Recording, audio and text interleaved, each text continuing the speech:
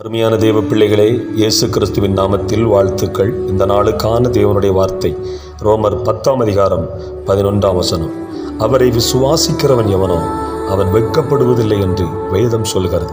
ஆம், பரிசுத்த வேதாகமத்திலும் சரி, இன்றைய நடைமுறை ஜீவியத்திலும் சரி, நாம் பார்க்கும்போது ஆண்டவர் இயேசுவை 100% விசுவாசித்தவர்கள் வெட்கப்பட்டு போனதே இல்லை. தேவ பிள்ளைகளே, ஒருவேளை உங்கள் வாழ்க்கையில் பல காரியங்களில் நீங்கள் வெட்கப்பட்டிருக்கலாம், அநேகர் உங்களை வெட்கப்படுத்தியிருக்கலாம். ஒருவேளை இனியும் என் வாழ்க்கை முழுவதும் வெட்கத்தை நான் சந்திக்க வேண்டி இருக்குமோ என்று நினைக்கலாம். நான் சொல்லுகிறேன், உலகத்தையும் அதில் உள்ள எதையுமே நம்ப வேண்டாம். உறவுகளை, சொந்த பந்தங்களை எதையுமே நம்ப வேண்டாம். நம்முடைய வேலையோ வருமானத்தையோ, ஒட்டுமொத்தமாய் சொன்னால் உலகத்தையும் அதில் உள்ள எதையுமே நீங்கள் நம்ப வேண்டாம். உங்களை ரட்சித்த இயேசுவின் மேல் 100% விசுவாசம் வையுங்கள். இனி ஒருபோதும் அவர் உங்களை வெட்கப்பட விட மாட்டார். ஆம், வசனம் தெளிவாய் சொல்லுகிறது, அவரை விசுவாசிக்கிற எவனோ அவன் வெட்கப்படுவதில்லை என்று. ஆகவே இந்த வார்த்தைகளால் தேவன் உங்களை ஆசீர்வதிப்பார். நீங்கள் வெட்கப்பட்டு போவதில்லை. God bless you. God bless you.